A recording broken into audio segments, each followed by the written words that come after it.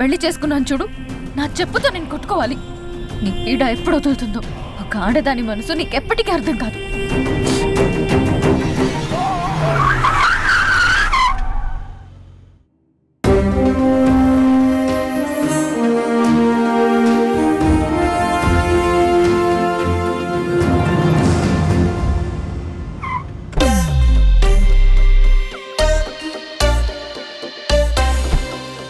చెత్త ట్రాఫిక్ వల్ల ఇప్పటికే చాలా లేట్ అయింది. మీటింగ్ ఎంత ఇంపార్టెంటో తెలుసు కదా, చాలా టెన్షన్ గా ఉంది నాకు. టెన్షన్ గా ఉంది కదా, నువ్వు కాఫీ తాగుతావు, నేను దమ్ కొట్టి వస్తా. యాక్చువల్లీ నాకన్నా నువ్వే ఎక్కువ టెన్షన్ పడుతున్నావు వరుణ్. తెలుస్తుందా? బాగా నవ్వకం అదా.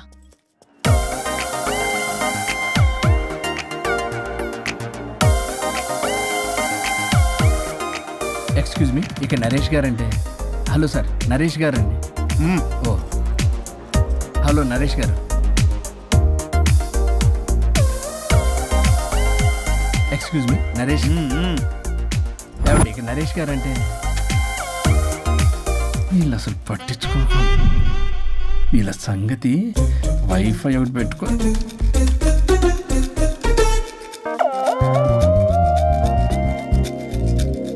వైఫై నీకు వస్తుందా? నీకు వస్తుందా? రావట్లేదు. ఓ షిట్, వైఫై రావట్లేదు. ఎవరైనా ఏదైనా చేయండి ప్లీజ్. ఓ గేమ్ ఫైనల్ స్టేజ్ లో ఉంది. ఎవరన్నా కాల్ చేయండి, స్టాక్ మార్కెట్ పడిపోతుంది.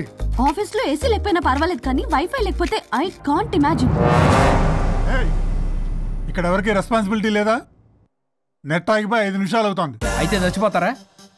ఆక్సిజన్ లేకపోతే చస్తారని తెలుసు, ఇంటర్నెట్ లేకపోతే చస్తారని నేను ఇప్పుడే చూస్తున్నాను. అసలు మీరు ఎంత ఎడిక్ట్ అయ్యారేంటి? ఇలా ఇంటర్నెట్ మైలో పడే మీరు చేయాల్సిన పని 3 గంటలు కాకుండా 8 గంటలు, అంటే దాదాపు 3 రోజులు. ఇలా గంటలు రోజులు, రోజులు వారాలు, వారాలు నెలలు, నెలలు సంవత్సరాలు, సంవత్సరాలు యుగాలు అయితే ఆఖరికి మన ఆర్థిక వ్యవస్థ ఎన్ని ఎరువులేసినా మొలవని వీడు బోడుగుండులా తయారవుద్ది. ఇలా అవ్వకూడదనే నేనే వైఫై ఆన్ చేశాను. అవునా? అవును. అసలు మీకు ఏసీ ఇచ్చి, ఇంటర్నెట్ ఇచ్చి, అకౌంట్ లో డబ్బులు వేస్తున్నా ఆ బకరగాడెవడు? ఆ బకరాగాడిని నేనే. మీరు ఇందాక ఎండి గారని తెలియక. అంటే తెలిస్తే ఇంకోలా తిడతావా? చే మన సాఫ్ట్వేర్ వాళ్ళకి వైఫ్ కన్నా వైఫైయే ముఖ్యం సార్. సోదాపి ప్రాజెక్ట్ డీటెయిల్స్ చెప్పు.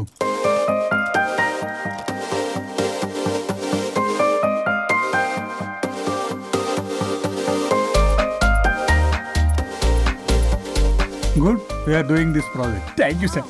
Thank you so much.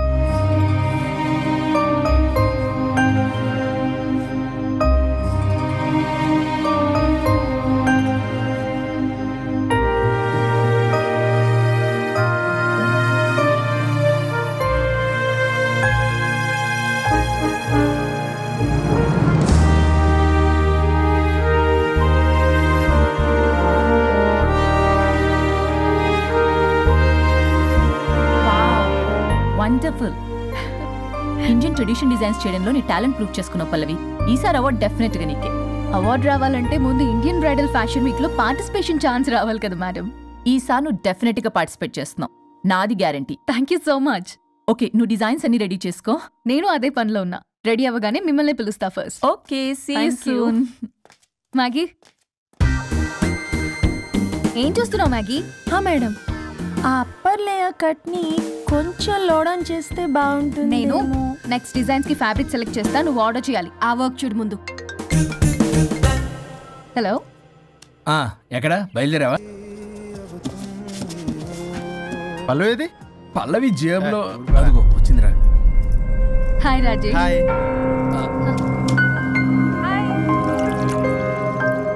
Pallavi darling, మాకున్న అర్జెన్సీ కూడా లేదు మీకు. ఇలా అయితే ఎలా?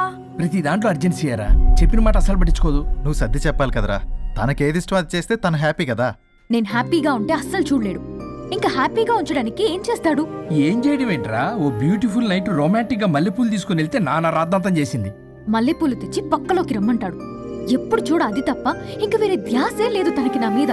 ఒకళ్ళొకళ్ళు అర్థం చేసుకుని సర్దుకుపోవాలి కదా. సర్దుకుపోవడానికి, అర్థం చేసుకోవడానికి ఇక్కడ మనకు ఛాన్స్ ఉండదు. అది రాకాసి. ఎప్పుడు చూడు తన మాటే గెలవాలని పట్టుదల. నా గురించి అస్సలు పట్టించుకోడు.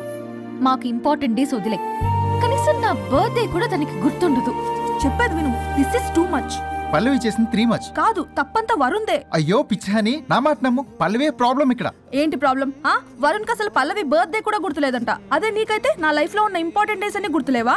అమ్మో, తిరిగి నా మీదకి వచ్చేలా ఉంది. ఇప్పుడు నాకు డేట్స్ గుర్తులేవంటే సునామీ వస్తుంది. ఏదో ఒకటి చెప్పి కవర్ చేశారు. ఏంటి చెప్పు, గుర్తులేవా? నువ్వు చెప్పిన దాన్ని బట్టి చూస్తే ప్రాబ్లం అంతా వరుందే అనిపిస్తుంది. ఇట్స్ ఓకేలే, వాళ్ళ ప్రాబ్లం వాళ్ళు సాల్వ్ చేసుకుంటారు. మన టైం వేస్ట్. మర్చిపోయా, నీ బర్త్డేకి సర్ప్రైజ్ గా ఒక డైమండ్ నెక్లెస్ కొందాం అనుకుంటున్నా. So sweet. పల్లవికి చెప్పొస్తానే. అమ్మయ్యా, అది గంట నుంచి తప్పించుకున్నాను రా బాబు. ఈ లేడీస్ ని మాయ చేయడంలో వరుణ్ గడ్ ఎప్పుడు డెవలప్ అవుతాడో ఏంటో. పల్లవి డార్లింగ్, రాజేష్ కి అర్జెంట్ కాల్ వచ్చింది. మళ్ళీ కలుస్తాను. Don't stress out. Okay, see ya, bye.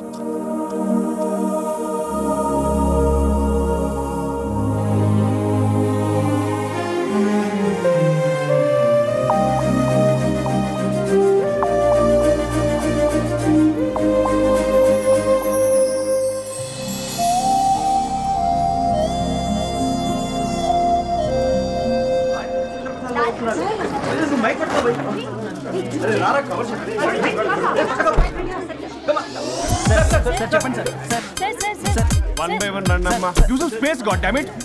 Male reporters back అమ్మా. Females ముందు రండమ్మా. బంగారు తల్లి రండి. ఏంటి డిఎస్ఎల్ఆరా? 5D వాడండి, అప్డేట్ అవ్వండి. నువ్వు కొంచెం టైట్ పెట్టుకోమ్మా. నువ్వు కొంచెం వైడా ఫ్రేమ్ సెంటర్ పెట్టుకోమ్మా. బాగున్నా? ఇక నువ్వు ఫ్రేమ్ అవుట్ అయితే నేను ఫ్రేమ్ ఇన్ అవుతా. అంటే మీకోసమే సెట్ చేస్తున్నాను సార్. నేను సెట్ చేసుకుంటాను నాన్న, నువ్వు లోపల ఫైల్ సెట్ చేయి. Okay sir. ఓ షిట్, మర్చిపోయా సార్. Bless me sir. కళ్ళదన పెట్టేంట్రా, వెనుపుడు పుడుస్తావేంటి? లేదు సార్. పోరా ప్లీజ్ పో. ఇప్పటిదాకా గణాంకాలు చూస్తే 60కి పైగా విడాకుల కేసులు గెలిచిన ఏ ఒక్క లాయరు లేరు. మీరు ఏకంగా 98 కేసులు గెలిచి అతి త్వరలో 100వ కేసుకి చేరువలో ఉన్నారు కదా, మీరు ఎలా ఫీల్ అవుతున్నారు? చాలా గర్వంగా ఉంది రాజా. ఈ విజయం నాదొక్కడిదే కాదు, విడిపోదాం అనుకున్న జంటలందరికీ నా సక్సెస్ షేర్ చేస్తున్నాను. మరి కాసేపట్లో 99వ కేసు వాదించబోతున్నారు కదా, గెలుస్తారా? 99 కాదు, వెరీ సూన్ 100వ కేసు కూడా గెలిచి గిన్నిస్ రికార్డ్ బ్రేక్ చేస్తాను.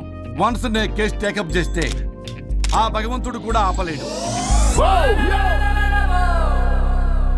శిష్య రెడీయేనా? అంతా రెడీయే సార్. కానీ ఇంకా కానీ ఏంటి శిష్య? అది మన డివోర్స్ కేసు క్లయింట్ సుబ్బారావు గారి వైఫ్ చాలా బాధపడుతుంది సార్.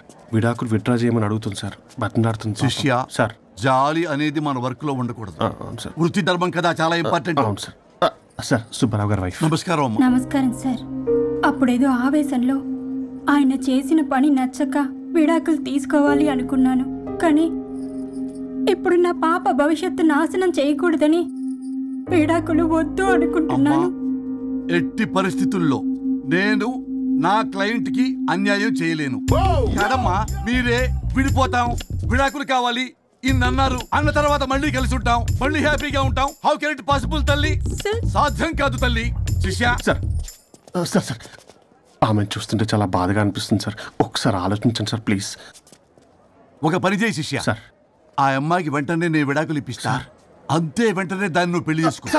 మళ్ళీ విడాకులు కావాలని వచ్చాయి, అది కూడా నేనే వాదించేసి విడాకులు ఇప్పించేసి సెంచరీ పూర్తి చేసుకుంటా. Sorry sir. ఇలాంటి సెంటిమెంట్ నా దగ్గర మళ్ళీ రిపీట్ అయిందంటే మంత్లీ నీకు జీతం వస్తుంది కదా, కట్ చేసి పారేస్తా. Okay? Sorry sir. Your honour,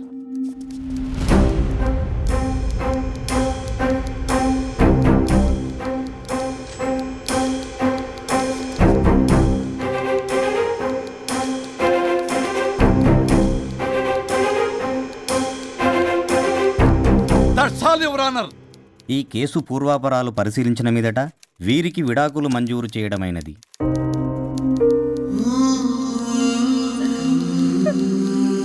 బంగారం, కేసు గెలవకుండా ఎలా ఉంటానో గెలిచాను. గిన్నిస్ బుక్ లో నా పేరు రికార్డ్ కాబోతుంది. 100వ కేసు ఆల్రెడీ ఒక జంట మన ఆఫీసులో వెయిట్ చేస్తుంది. వెళ్ళి ఫైనల్ చేసుకొస్తాను. నువ్వు రెడీగా ఉండు. నా బర్త్డే గోవాలో జరుపుకోబోతున్నాం. See you. Bye bye. చెప్పండి.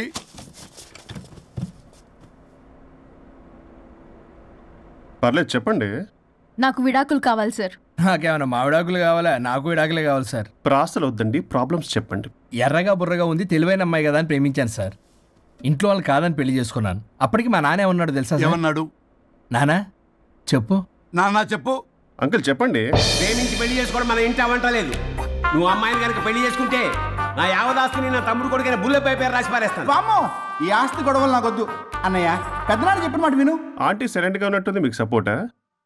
అమ్మా అమ్మా చెప్పమ్మా. మీ నాన్న మాట ఎప్పుడైనా నేను చెబుతాటేనా? ఆయన మాటే నా మాట. ఆంటీ తానా తందన బ్యాచ్ అనమాట. మా మమ్మీ కూడా అంతే.